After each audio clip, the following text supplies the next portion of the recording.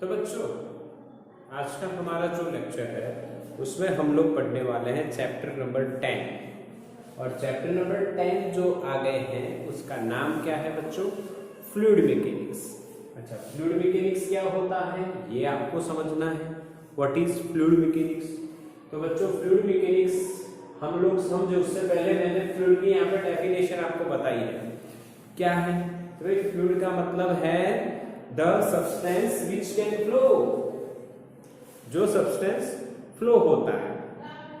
जैसे कि पानी, हम लोग पानी लें और ये पानी अगर हम लोग ऐसे डालें तो ये फ्लो होता है, तो इसको बोलते हैं फ्लूइड। पानी को फ्लूइड बोलते हैं। अच्छा, दूसरी बात करते हैं तो हवा, हवा बहती है। हाँ, हवा चल रही है, हवा बह रही है, ऐसा भी हम लोग बोलते हैं। हाँ के ना? इसका मतलब क्या हुआ भाई? एयर भी फ्लूइड है। यानी कि हम लोग रियलिटी में ऐसा बोलेंगे कि फ्लूइड के दो टाइप है, एक लिक्विड और एक गैस, दोनों फ्लो होते हैं। तो आप सोचोगे दोनों में डिफरेंस क्या है? दोनों में डिफरेंस क्या है? तो बच्चों लिक्विड और एक गैस, इसके बीच का जो डिफरेंस है कि भाई इसकी जो कंप्रेसिबिलिटी होती है वो लो होती है और इसकी कंप्रेसिबिलिटी हाई होती है। इससे और भी डिफरेंस है। इसके अंदर जो इंटरमोलिकुलर फोर्स होता है वो गैस से ज्यादा होता है। This are the differences. Okay, जो आपको पहले से पता है कि what is the difference between liquid and gas. Okay, अच्छा, एक और बात आपको जाननी चाहिए। हम लोग फ्लूइड में ज्यादातर किसका स्टडी करने वाले हैं? लिक्विड का। अच्छा, अब लिक्विड में ऐसा क्या है और सॉलिड में ऐसा क्या नहीं है, तो हम लोग सॉलिड और लिक्विड की बात करते हैं। गैस के बारे में भी हम लोग थोड़ा बहुत जानेंगे। गैस को भी आपको पता है, सीएनजी नाम तो सुना होगा ना। सीएनजी फुल फॉर्म पता है? सीएनजी का कंप्रेस्ड नेचुरल गैस। इसका मतलब उसको कंप्रेस किया जा सकता है, उसकी कंप्रेसिबिलिटी हाई होती है। लिक्विड की कंप्रेसिबिलिटी बहुत लो होती है, बहुत ही लो। उसका एक एग्जांपल देता हूं। यानी हम लोग लिक्विड की कंप्रेसिबिलिटी लो होती है, इससे एक एग्जांपल मैं आपको बताता हूँ। एक दूध वाला आपके घर दूध देने आता है, थैली में नहीं, किसी आप यानी तपेली वगैरह में लेते हो। तो एक तपेली है 500 ग्राम की, उसमें आपने 500 ग्राम दूध ले लिया। ग्राम अभी लीटर में हम लेते हैं, तो 500 ml की बात, मिलीलीटर या आके ना आधा लीटर, चलो आधा लीटर, हाँ आधा लीटर आपने दूध लिया। आधा लीटर की ही वो तपेली थी। अब आपने सोचा कि थोड़ा ज्यादा ले लेते हैं, तो क्या आप उस लिक्विड को कंप्रेस करोगे? दूध को कंप्रेस करके ज्यादा और भरवा लोगे? नहीं, यानी उसकी कंप्रेसिबिलिटी बहुत कम होती है, 0.005% के आसपास होती है। ओके, अब सॉलिड और लिक्विड में हम लोग सॉलिड, लिक्विड और गैस तीन है। हम फ्लूइड की बात कर रहे हैं यानी लिक्विड और गैस, उसमें भी हम लिक्विड की बात करेंगे। और क्यों लिक्विड हमें पता? हाँ, तो बच्चों इसके अंदर शियर स्ट्रेस लो होगी। हाँ, यानी कि अगर इसको आप समझना चाहो इस तरह से कि भाई एक सॉलिड मैंने यहां पे लिया, ये सॉलिड का क्यूब है, क्यूब शेप है, सॉलिड क्यूब शेप में है, और मुझे इसको इस सिलिंड्रिकल बीकर में डालना है, तो क्या ये आ जाएगा? क्या ये इसका शेप गेन करेगा? नहीं। उसकी जगह आपने अगर लिक्विड को डाला तो वो इसका शेप ले लेगा। क्या ऐसा पता है आपको? यानी लिक्विड को आप कोई भी शेप में डाल के उसको शेप दे सकते हो। यानी शियरिंग स्ट्रेन के अपोज में जो रेजिस्टेंस है वो इसमें बहुत ज्यादा है। इसमें जीरो है अप्रोक्सीमेटली, ये जिसमें डालोगे उसका शेप ले लेगा। अरे हाँ क्यों नहीं, इसीलिए we will study about liquid. और तो डिफरेंसेस है ही, पर resistance to strain is lower in liquid but higher in solid, so that what happens, जब हम किसी लिक्विड को किसी, अच्छा एक बच्चे का मैसेज आ रहा है कि सर सैंड तो अगर डालेंगे इसमें तो इसका शेप ले लेगी, सैंड की बात कर रहे हैं। यस बच्चों, यू आर करेक्ट। इसी तरह तो आपने यानी आटे की बात कर लो, आटा आता है ना, गेहूं से बना हुआ आटा चक्की में जाके पिसवाते हो, फिर वो भी तो कोई भी शेप लेता है। हाँ, तो वहां पे बच्चों साइज की बात आती है। हाँ, यानी आप इस सॉलिड को इस बीकर में डाल रहे हो तो ये इसका शेप नहीं लेगा, पर ये जो बीकर है इसकी साइज बुर्ज खलीफा जितनी सोच लो, फिर उसमें ये डालोगे छोटे छोटे छोटे छोटे बहुत सारे, तो शेप तो ले लेगा। हाँ सर, ये तो आप वो बात कर रहे हो कि सैंड को अगर इसमें डालोगे तो वो इसका शेप ले लेगी। यस, हाँ ले लेगी ना बच्चों, क्योंकि उसमें पार्टिकल छोटा है, सॉलिड है पर छोटा है। आगे ना वो बात कर रहे हैं। यस यस यस, समझ गए। हाँ के ना, क्लियर है ना? Yes, okay.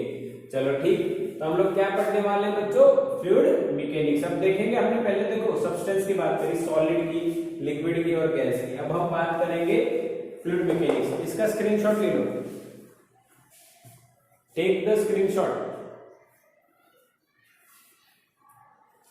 डन के नहीं?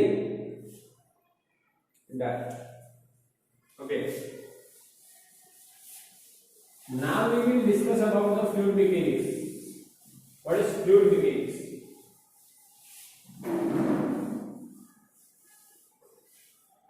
तो fluid mechanics में बच्चों we have to study two things: fluid statics and fluid dynamics.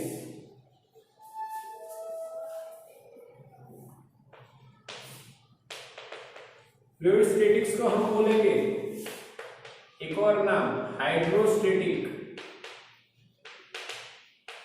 इसको हाइड्रो डायनेमिक्स। तो ये भी तो आपको पता है कि पानी को हम लोग हाइड्रो कहते हैं, दैट्स व्हाई हाइड्रोस्टेटिक्स और हाइड्रो डायनेमिक्स। ओके, पानी की बात चल रही है। हाँ, हम लोग किसकी बात कर रहे हैं? पानी की बात कर रहे हैं बच्चों। हाँ, मैंने बोला था आपको पहले ही कि हम लोग ज्यादा किसमें स्टडी करेंगे? पानी के बारे में। इसकी बात क्या है? फ्लूइड स्टैटिक में फ्लूइड किसमें रहेगा और इसमें फ्लूइड इन मोशन। तो बच्चों समझना है आपको, बिल्कुल सही से समझना है। क्या समझोगे? अगर फ्लूइड रेस्ट पे है तो उसमें फोर्स कितना है, उसमें प्रेशर कितना है, ये सारी बातें हम स्टडी करेंगे। अगर फ्लूइड मोशन में है तो उसमें प्रेशर कितना है, force, pressure and properties also. यहां पे प्रॉपर्टीज आएगा। When fluid is in motion there are some properties of the fluid, like एक एग्जांपल। सर एक एग्जांपल तो विस्कोसिटी नाम सुना? विस्कस, हाँ के ना, विस्कस हनी ज्यादा है, पानी कम है, तो विस्कस जो है वो विस्कोसिटी जो है वो प्रॉपर्टी है, वो सारी भी इसमें स्टडी की जाएगी। और भी आएंगे, 9 आएंगे, यानी एक हम लोग डिटेल में स्टडी करेंगे और टाइप ऑफ फ्लो देखेंगे, ये सारी बातें करेंगे। 9 टाइप के फ्लो आएंगे, अलग अलग डिटेल में स्टडी करेंगे। तो अच्छा, आपने एक और बात सुना होगा, एक और नाम सुना होगा, एरोडायनेमिक्स। आके ना उसके बारे में भी चर्चा की जाएगी। बट अभी से कितना समझो कि फ्लूइड स्टैटिक्स में फ्लूइड रेस्ट पे होता है और फोर्स और प्रेशर कितना होगा वो कैलकुलेट करेंगे। फ्लूइड डायनेमिक्स में फ्लूइड मोशन में होगा, उसमें फोर्स प्रेशर और उसकी प्रॉपर्टीज भी जानी जाएंगी। तो बच्चों इसका स्क्रीनशॉट लो।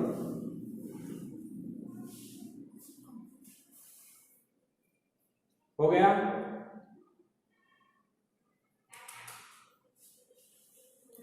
डन। तो बच्चों ये मैंने चैप्टर का आपको इंफॉर्मेशन दिया, चैप्टर का आपको इंट्रोडक्शन दिया, आपको बिल्कुल समझ में आ गया। अब हम लोग 10.2 स्टार्ट कर रहे हैं। 10.2 कौन सा टॉपिक स्टार्ट कर रहे हैं?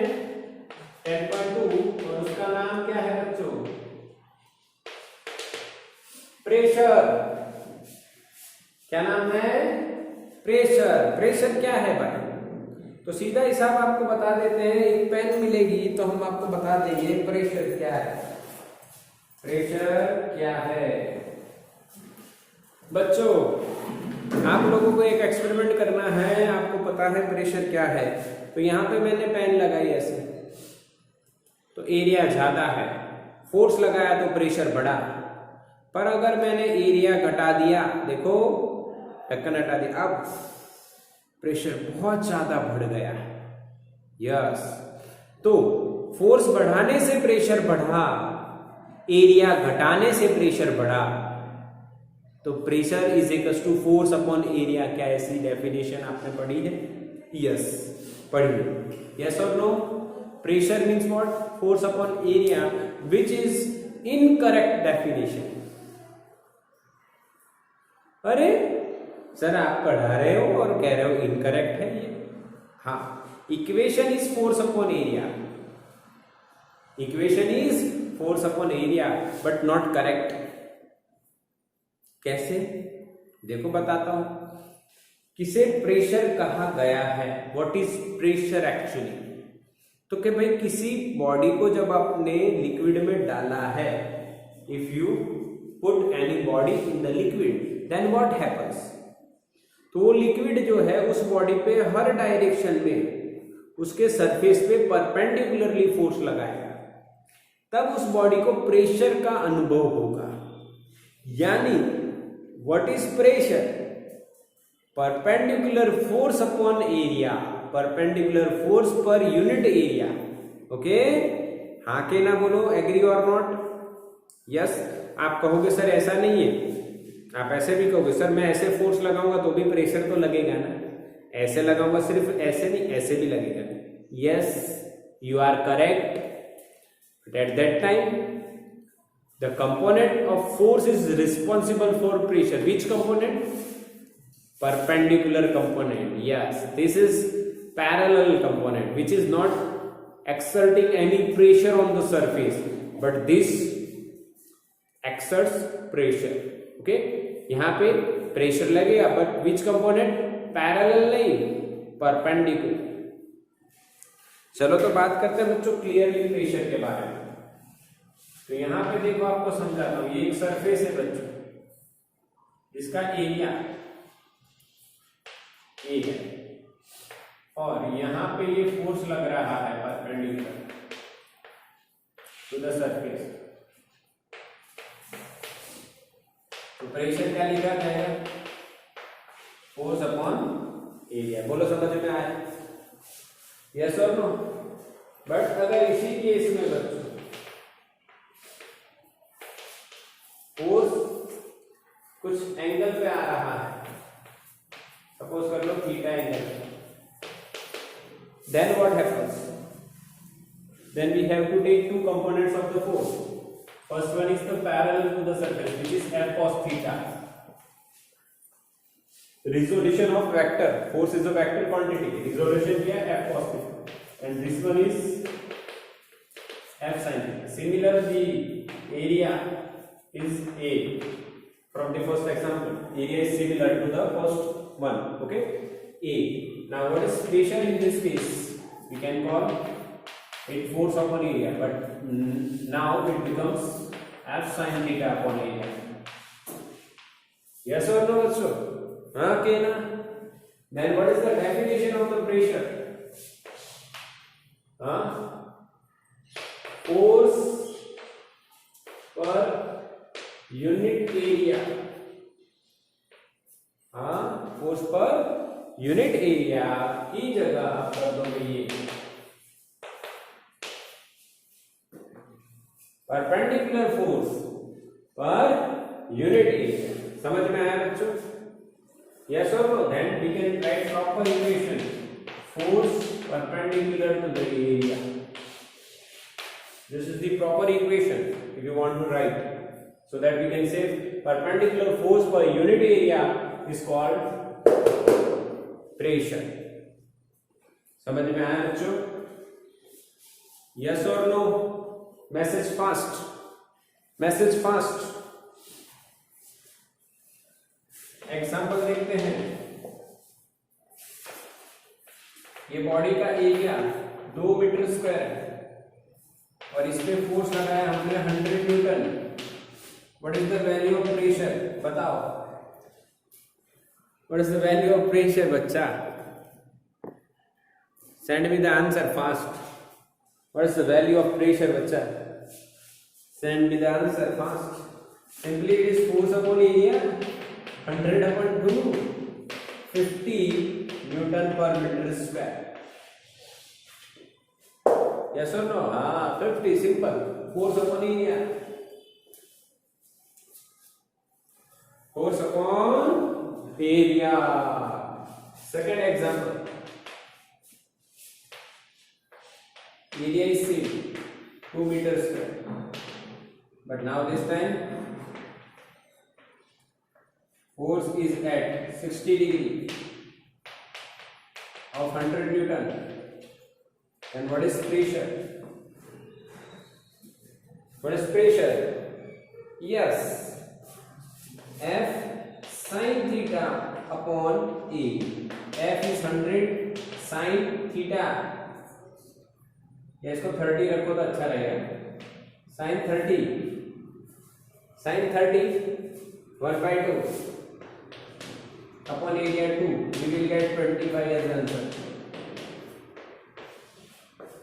निसर्ग ने पहले 25 मैसेज किया पर वो गलत था, because this component is F sine 60 और एफ साइन थीटा 30 दिया है, इसलिए ये वाला आपको उसमें पढ़ना नहीं है कि साइन आएगा कि कॉस आएगा, वो आपको आता है। एंगल के एडजेसेंट होगा तो कॉस, एंगल के परपेंडिकुलर होगा तो सॉरी एंगल के ऑपोजिट होगा तो साइन, नॉट यानी परपेंडिकुलर इस जगह पे ये परपेंडिकुलर क्या आएगा? हाँ यस, ये साइन है, ये कॉस है। अच्छा, एंगल कुछ भी हो सकता है, देखो इधर चलेगा बच्चों, मिस्टेक होती है भाई।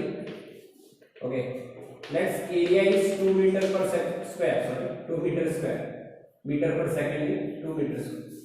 अब देखो फोर्स है 100 न्यूटन और this time this angle is given 30 degree, तो प्रेशर कितना?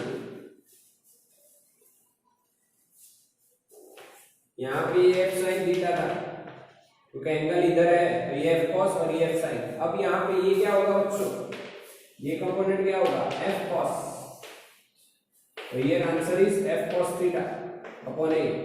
F is 100, cos is 30, √3/2 upon 2, तो यहां पे आएगा 25√3 न्यूटन पर मीटर स्क्वायर। क्योंकि cos 30 होगा ना, cos 30 क्या होगा? √3/2। We will get this answer. बोलो, समझ में आया बच्चों?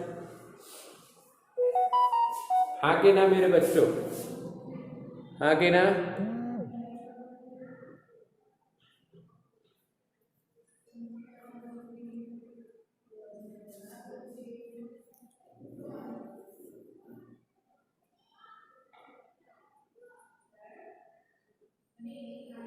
यस और नो?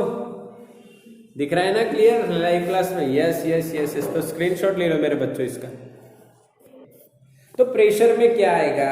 प्रेशर में क्या आएगा? एफ परपेंडिकुलर अपॉन एरिया आएगा। अब एक बात ऐसी होती है, how to measure this pressure. हाँ, 3 इडियट्स में आपने एक बात समझी थी, सोची थी, जानी थी, याद है? वो इंसानों ने प्रेशर को मेजर करने की मशीन नहीं बनाई है।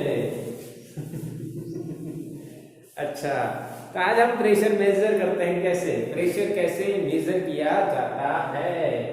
तो बच्चों ये एक डिवाइस बनाई गई है प्रेशर मेजर करने की। यहाँ पे इस तरह से स्प्रिंग होती है, अंदर वैक्यूम होता है और बहुत सारी डिवाइसेस हैं। बैरोमीटर है, मैनोमीटर है, आगे पढ़ेंगे। अभी सिर्फ एक नॉर्मल डिवाइस की बात कर रहे हैं। इसको जब आप लिक्विड में अंदर डाल दो तो यहाँ पे प्रेशर आने से ये स्प्रिंग कंप्रेस होती है। तो जितना कंप्रेस होती है उसके हिसाब से उसका प्रेशर होता है। ये सिंपल एक्सप्लेनेशन है। हमारे डिवाइसेस के बारे में हमें कोई ज्यादा नॉलेज अभी नहीं लेना है, आगे लेंगे। पर this is the simple device to measure pressure. Okay, चलो अब आगे बात करते हैं। If you are studying about the liquid, बच्चों लिक्विड के बारे में आप बात कर रहे हो तो बिल्कुल क्लियरली आपने प्रेशर के बारे में समझ लिया। आगे ना बच्चों, प्रेशर के बारे में आपने समझ लिया। कोई डाउट किसी को? नहीं सर, कोई डाउट नहीं हमें प्रेशर के बारे में। तो हम लोग छोटी सी और बात करते हैं इक्वेशन प्रेशर के बारे में। भाई एवरेज प्रेशर की बात कर रहे हैं। एनसीईआरटी में आपको ये इक्वेशन दिया है, एवरेज प्रेशर P एवरेज बराबर परपेंडिकुलर फोर्स अपॉन एरिया। और अगर इंस्टेंटेनियस की बात करें तो वो भी आपको पता है P = limit delta A tends to 0 बहुत छोटा हो, delta F by delta A, we will get dF by dA, nothing more than this. अगर per unit area perpendicular force change हो रहा है continuously, then we have to differentiate. This is called rate of change of force with respect to area is force dF by dt। कोई doubt किसी को? इन equations का कोई काम नहीं है, हमें सिर्फ ऊपर वाला पता होना चाहिए, या मैंने जो बताया वो पता होना चाहिए। जब मैंने बताया वो आपको पता होना चाहिए। कौन सा? Perpendicular force upon area. अब बात करते हैं बच्चों यूनिट्स। बहुत बढ़िया बढ़िया और प्रेशर के यूनिट बनते हैं। पहला तो इक्वेशन से बताओ कौन सा बनेगा। तो बच्चों आप बोलोगे सर न्यूटन पर मीटर बनेगा स्क्वायर। हाँ के ना? Newton force area metre square. और बच्चों एक साइंटिस्ट हैं जिनके नाम पे एक और यूनिट होता है। क्या बच्चों ये पास्कल पता था आपको? हाँ के ना मेरे बच्चों? यस, पास्कल पता होना चाहिए, पास्कल पता होना चाहिए। अगर आपको सिंबल लिखना है तो B कैपिटल और A small, this is the symbol for pascal. अगर पूरा नाम लिखना है तो स्मॉल में, क्योंकि साइंटिस्ट का नाम स्मॉल में लिखा जाता है। बिल्कुल क्लियर? ओके, यस, समझ में आ गया। दूसरा यूनिट है बच्चों बार। कौन सा यूनिट है? बार। यानी बार यानी क्या है? तो अगर ये बच्चों, अगर ये पूरी राउंड शेप में होती तो आपको एक वर्टिकल बार दिखता, यस और नो? वर्टिकल बार दिखता कि नहीं? मैनोमीटर, बैरोमीटर, इनमें ऐसा आपको बार दिखेगा। वो बार कितना ऊपर गया उससे प्रेशर का मेजरमेंट होता है। तो यहाँ पे बार भी एक यूनिट बनाया गया है। और बार कितना बराबर होगा पास्कल के? एक बार 10⁵ पास्कल के बराबर होता है। एक बार 10⁵ पास्कल के बराबर। बोलो समझ में आया? मेरी बात समझ रहे हो बच्चों? 1 बार = 10⁵. तीसरा प्रैक्टिकली हम ज्यादा यूज कौन सा कर रहे हैं केमिस्ट्री में? तो बच्चों ATM, एटमॉस्फेयर।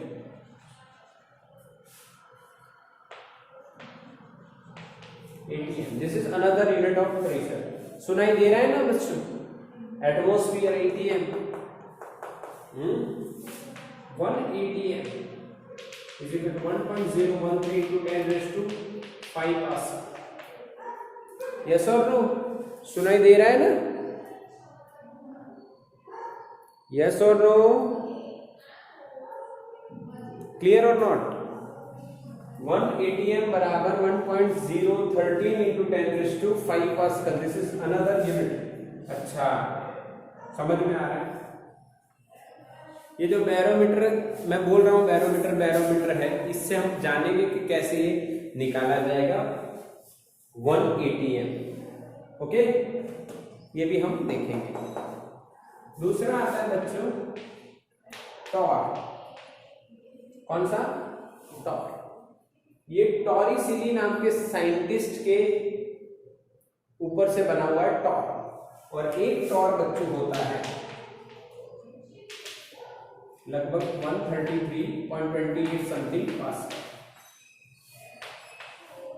ये हमें यूज नहीं करना है, ये भी बहुत कम यूज होगा, सबसे ज्यादा ये दो और ये 5वां नंबर का भी यूज होगा, 5वां नंबर का भी। Height of mercury is also unit of pressure.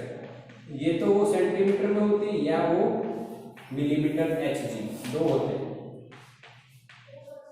और millimetre Hg। This are the 2 units. या तो उसको सेंटीमीटर Hg में लिखा जाता है या तो मिलीमीटर Hg में। ये भी अगर अगेन वही अपना मैनोमीटर, जिसमें हाइट कितनी ऊपर गई, इतने सेंटीमीटर ऑफ मर्क्यूरी अंदर डालते हैं, उसमें उसकी हाइट जैसे ऊपर जाती है उसके हिसाब से प्रेशर मेजर होता है, और वो जनरली ATM से रिलेट करते हैं। तो एक ATM 76 सेंटीमीटर Hg और we can say 760 millimetre Hg। यानी कि हमें ATM और सेंटीमीटर Hg का रिलेशन 76 है, ये दिया है, इतना होता है। तो ये आगे प्रूव भी करेंगे कितना कैसे होता है। तो 76 सेंटीमीटर को अगर मैं mm में करूं तो मुझे 10 से मल्टीप्लाई करना पड़ेगा। तो सेंटीमीटर को mm में 10 से मल्टीप्लाई किया, और कुछ नया इसमें तीर नहीं मारा। मोस्ट इंपॉर्टेंट मैं बॉक्स बना देता हूं जो आपको याद रखना है, ये रिलेशन। तो चलो ये भी याद रखो, ज्यादा दिक्कत वाला बात नहीं। देखो थोड़ा सा ही चेंज है ना, ये और ये 3 आपको याद रखने हैं। This are the units of pressure. अच्छा, अब प्रेशर कैसी क्वांटिटी में, तो भाई यूनिट के बाद पहले डायमेंशनल फॉर्मूला देखें। MLT क्या होगा बताओ? प्रेशर का MLT बनाओ। न्यूटन का क्या होता है? फोर्स का क्या होता है? 11 - 2 याद है ना? मीटर स्क्वायर का क्या होगा? L2। 11 - 2 अपॉन L2 सॉल्व करोगे क्या मिलेगा? m1 n - 1 t - 2। This is the MLT of pressure. समझ में आया बच्चों? MLT कैसे बनाना है? न्यूटन अपॉन मीटर स्क्वायर करना है और कुछ नहीं करना है। सिंपल आया कि नहीं? अच्छा, अब प्रेशर कैसी क्वांटिटी है?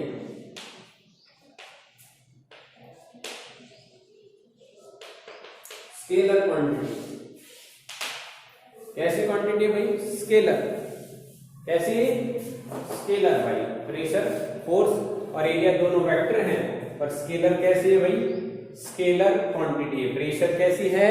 Scalar quantity. प्रेशर कैसी क्वांटिटी है? स्केलर। डायमेंशनल फॉर्मूला हो गया, यूनिट हो गया, यानी प्रेशर की आपके पास अभी पूरी इंफॉर्मेशन आ गई है। ओके, नेक्स्ट लेक्चर में हम लोग वॉल्यूम और डेंसिटी की बात करेंगे। किसकी बात करेंगे? वॉल्यूम और डेंसिटी। अभी इसका स्क्रीनशॉट ले लो बच्चों फटाफट।